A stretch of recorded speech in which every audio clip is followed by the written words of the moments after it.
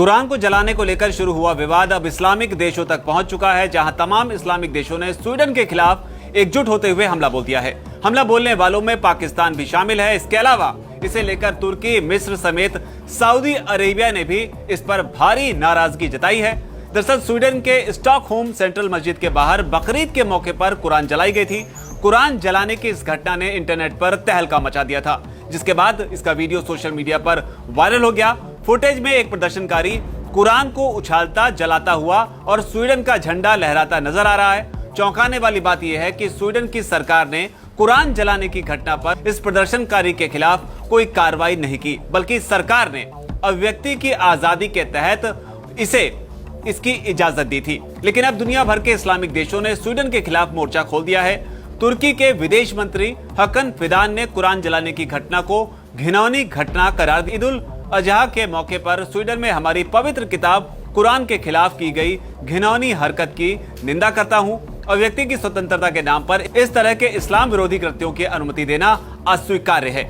इस तरह के जघन्य कृत्यों को अनदेखा करना अपराध में सहभागी होना है। उधर राष्ट्रपति तैयब अर्दोआन का भी इस मामले को लेकर बयान आया है। उन्होंने कहा है कि अगर आप तुर्की के मुसलमानों के धार्मिक भावनाओं का सम्मान नहीं करेंगे, तब हमारी तरफ से आपको नेटो में कोई समर्थन नहीं मिलेगा। उधर इस मामले को लेकर पाकिस्तान के विदेश मंत्रालय ने भी एक बयान जारी किया है और कहा है कि अभिव्यक्ति की स्वतंत्रता के नाम पर भेदभाव, नफरत और हिंसा को बढ़ावा देने वाले कृत्यों को सही नहीं ठहराया जा सकता है। बयान में आगे कहा गया है कि अंतर्राष्ट्रीय कानूनों के तहत देश धार्मिक घृणा की वकालत करने वालों पर रोक लगाने के लिए बाध्य है। पश्चिमी देशों में पिछले कुछ महीनों के दौरान बार बार हो रही ऐसी इस्लामोफोबिक घटनाएं उस कानूनी ढांचे पर गंभीर सवाल उठाती हैं जो इस तरह के नफरत भरे कृत्यों की अनुमति देता है।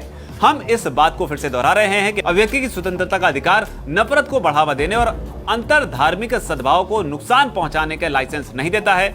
पाकिस्तानी विदेश मंत्रालय ने अंतर्राष्ट्रीय समुदाय और सभी देशों की सरकारों से इस्लामोफोबिया और मुस्लिम विरोधी नफरत की बढ़ती घटनाओं को रोकने के लिए विश्वसनीय और ठोस उपाय करने की अपील की है।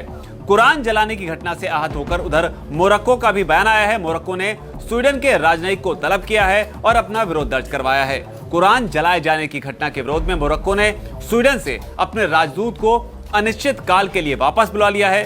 विवाद को लेकर ईरान ने कहा है कि ईरान की सरकार और यहाँ के लोग इस तरह के अपमान को बर्दाश्त नहीं कर सकते हैं और इसकी कड़ी निंदा करते हैं। उन्होंने आगे कहा है कि हम स्वीडन की सरकार से अपेक्षा करते हैं कि वो बार बार किए जा रहे पवित्र किताब के अपमान पर जवाबदेही तय करेगी। इसके अलावा कुरान जलाए जाने की वजह से इस्लामिक देश सऊदी अरब भी काफी नाराज है। सऊदी ने इस घटना पर कड़ी आपत्ति जताई है। सऊदी के विदेश मंत्रालय ने कहा है कि इस तरह के घृणित कृत्यों को स्वीकार नहीं किया जा सकता है। मंत्रालय ने अपने बयान में कहा है, इन घृणित और बार बार किए जा रहे कृत्यों को किसी भी औचित्य के साथ स्वीकार नहीं किया जा सकता है। ऐसे कृत्य स्पष्ट रूप से नफरत और नस्लवाद को उकसाते हैं। ये सहिष्णुता, संयम और चरम मंद खत्म करने के मूल्यों को आगे बढ़ाने के अंतर्राष्ट्रीय प्रयासों के विरुद्ध हैं। ऐसे कृत्य नागरिक और देश के बीच संबंधों में पारस्परिक सम्मान को कम करते हैं। सऊदी ने आगे कहा है कि स्वीडन ने अपने अंतर्राष्ट्रीय जिम्मेदारियों की अनदेखी की और सामाजिक मूल्यों के प्रति सम्मान की कमी दिखाई है। इस घटना के जरिए स्वीडन ने इस तरह की घटना होने दी जो शांति और सुरक्षा पर नकारात्मक प्रभाव डालती है। इतना नहीं, सऊदी ने अभिव्यक्ति की स्वतंत्रता के नाम पर इस तरह के जघन्य कृत्यों को सही ठहराने को अस्वीकार करार दिया है। मिस्र के विदेश मंत्रालय ने भी इस घटना पर चिंता व्यक्त करते हुए एक बयान जारी किया है।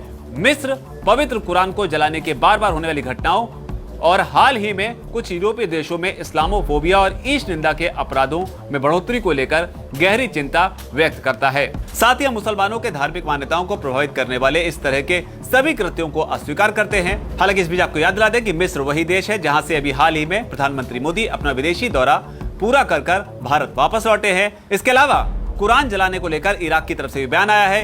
इराक ने इसे नस्लवादी और गैर जिम्मेदाराना करार दिया है। ईरान ने कहा है कि चरमपंथी और शांत दिमाग वाले लोगों द्वारा बार बार पवित्र कुरान की प्रतियां जलाने की निंदा करते हैं। इराकी सरकार ने बाकायदा इसे लेकर एक बयान भी जारी किया है और लिखा है, ऐसे कृत्य को अंजाम देने वाले न केवल नस्लवादी बल्कि हिंसा और नफरत को भी बढ़ावा देते हैं।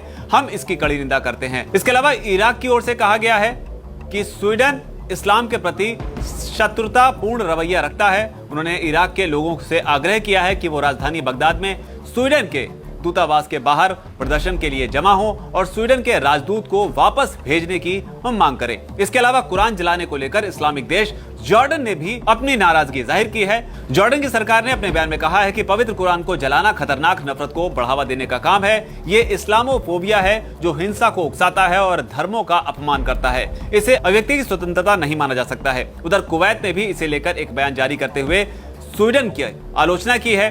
कुवैत ने लिखा है कि यह खतरनाक उत्तेजक कदम है जो दुनिया भर के मुसलमानों की भावनाओं को भड़काता है। इसके अलावा यमन भी कुरान को जलाने की वजह से भयानक गुस्से में है। यमन ने भी इस घटना की कड़ी निंदा की। यमन के विदेश मंत्रालय ने एक बयान में कहा है कि सरकार ने इस घटना को चरमपंथी लोगों द्वारा इस्लाम के पवित्र पर्व पर जानबूझकर दुनिया भर के मुसलमानों की भावनाओं को भड़काने वाला कृत्य कहकर इसे खारिज किया है। मंत्रालय ने आह्वान किया है कि बार बार होने वाले इस तरह के दुर्व्यवहार को समाप्त किया जाना चाहिए। इसके अलावा सीरियाई सरकार भी इस घटना से काफी नाराज है। सीरिया की तरफ से कहा गया है कि स्वीडन अधिकारियों की अनुमति पर एक चरमपंथी ने मुसलमानों के लिए पवित्र दिन पर एक अपमानजनक काम किया, जिसकी हम निंदा करते हैं। इसके अलावा इस मामले को लेकर फिलिस्तीन, इस्लामिक देशों के संगठन OIC, मुस्लिम वर्ल्ड लीग ने भी इसकी कड़ी निंदा की है। लेकिन गौर करने वाली बात यह भी है कि घटना ऐसे वक्त में घटी है जब हाल ही में इलाहाबाद हाईकोर्ट ने फिल्म आदि पुरुष का जिक्र करते हुए कहा था कि मान लीजिए कि अगर आप कुरान पर एक छोटी सी डॉक्यूमेंट्री भी बना दें जिसमें गलत चीजों का चित्रण हो